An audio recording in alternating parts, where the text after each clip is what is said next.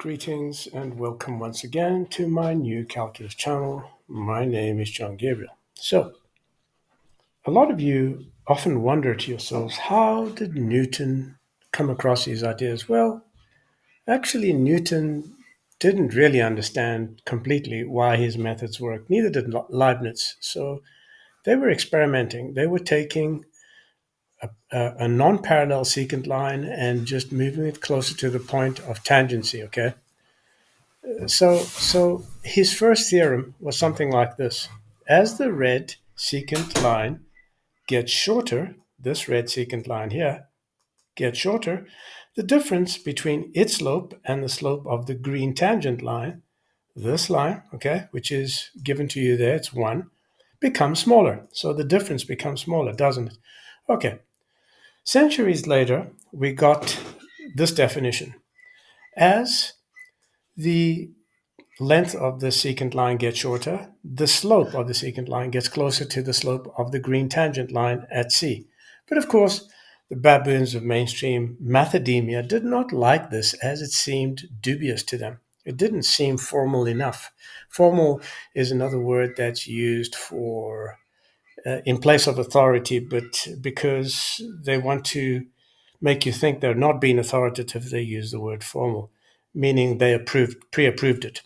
So they rewrote this whole thing as these two inequalities, okay, where they don't know L, by the way.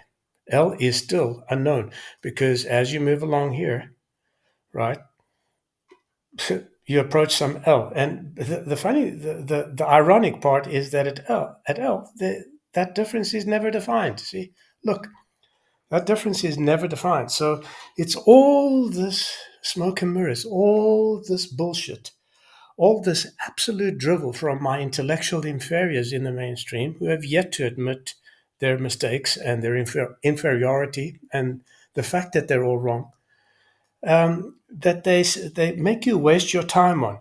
It's a way of keeping their tenures going. You know what I mean? If they can bullshit, they can get PhDs, they can keep long tenures, they can say, well, to the public, it's because you don't understand. When you understand, then we can talk about it. But you see, the whole thing is that they fooled the normal man in the street and most students, because most students, especially those sycophant students like the Marcus Clivers and the Zealous Malums and the Jean-Pierre Massages, etc., they'll just suck up this drivel with appetite. Okay, they'll suck it up, but the smart students will sit back and go, that doesn't seem rigorous to me at all. Where do they get this L from? And what the F does F prime of C mean, right? So all these things here are basically the reason that you have your flawed version of mainstream calculus. So let's get to the point. You want to learn what calculus is all about? You buy my book. This book is for sale. It's not free. It's different to the free ebook that I have on this site here. Because if you go here and you click on books, you'll see my free ebook. This is the free ebook. So you'll get a lot more information in what is a new calculus, which is this book here. It's not a long book. In fact, it's less than 50 pages. And it shows you that from one identity, you can fix your bogus mainstream calculus. There is no more guessing. There's no more as this line gets shorter, its slope gets closer to the slope of the green tangent line, and blah, blah, blah, blah, blah, and etc., etc., okay? And you have to give me an E, and I'll find you a delta, and all that BS, which is totally, totally wrong, because you do not know L, okay?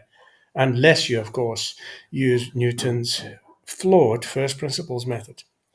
It turns out that it's not really flawed, and you can just toss the H's away, the expression with the H's in, because that turns out to be the difference between the slopes of the green and the red tangent line. So subscribe to my channel, click like, become a follower, tell your friends about this, and join my members only, by the way, my members only channel, where you can get details to a lot more. I'm John Gabriel. This is New Calculus Channel. Goodbye.